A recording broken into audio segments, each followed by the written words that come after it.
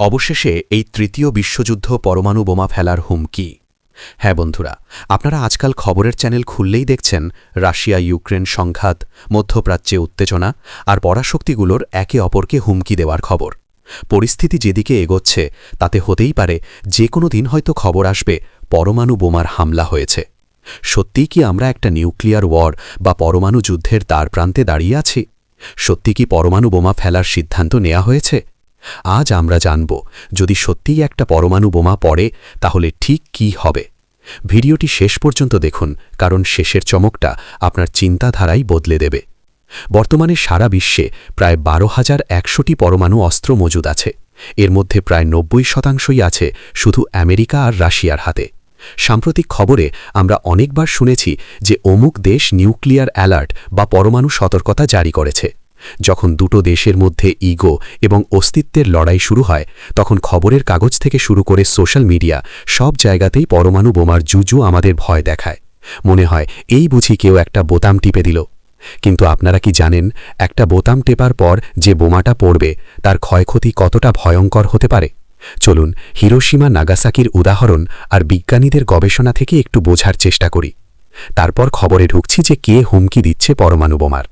ধরুন কোনো একটি আধুনিক শহরে একটি পরমাণু বোমা আঘাত আনল। প্রথম কয়েক সেকেন্ডের মধ্যেই যা ঘটবে তা কোনো সাইফাই সিনেমার চেয়েও ভয়ঙ্কর। প্রথমে বোমা ফাটার সাথে সাথে সূর্য থেকে বহুগুণ উজ্জ্বল একটি আলোর ঝলকানি দেখা যাবে। এত তীব্র আলো যে কয়েক কিলোমিটার দূরের মানুষও সাময়িকভাবে অন্ধ হয়ে যাবে। এরপর তৈরি হবে একটি আগুনের গোলা, যার ভেতরের তাপমাত্রা হবে সূর্যের কেন্দ্রের তাপমাত্রার সমান। এই গোলার সংস্পর্শে আসা সব কিছু, বাড়িঘর, মানুষ, গাড়ি, নিমিষেই বাষ্প হয়ে মিলিয়ে যাবে। এরপর আসবে ধ্বংসাত্মক বাতাসের ধাক্কা। এর গতিবেগ হবে যে কোনো সুপার সাইক্লোনের চেয়েও বেশি। এই ধাক্কায় মাইলের পর মাইল বড় বড় বিল্ডিং তাসের ঘরের মতো ভেঙে পড়বে। ধ্বংসলীলা এখানেই শেষ নয়, আসল ভয়ঙ্কর ব্যাপার শুরু হবে এরপরে। এই বোমার ফলে বাতাসে ছড়িয়ে পড়বে বিষাক্ত তেজস্ক্রিয় কণা।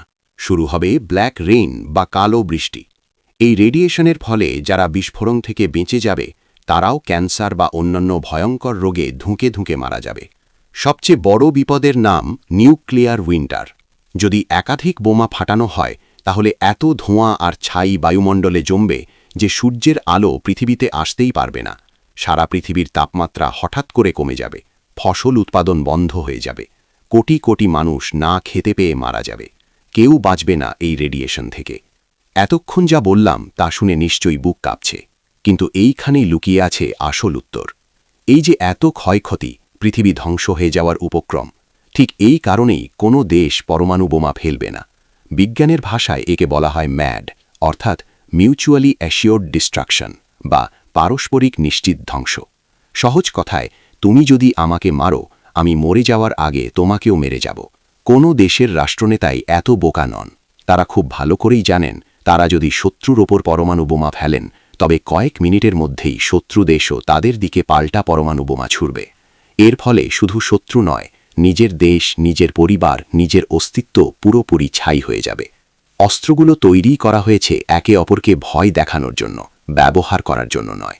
হিরোশিমার পর প্রায় ৮০ বছর কেটে গেছে, প্রচুর যুদ্ধ হয়েছে, কিন্তু কেউ আর এই বোমা ব্যবহার করার সাহস দেখায়নি, কারণ সবাই এই ভয়াবহতা সম্পর্কে জানে। তাই বন্ধুরা, খবরের হেডলাইন দেখে আতঙ্কিত হবেন না।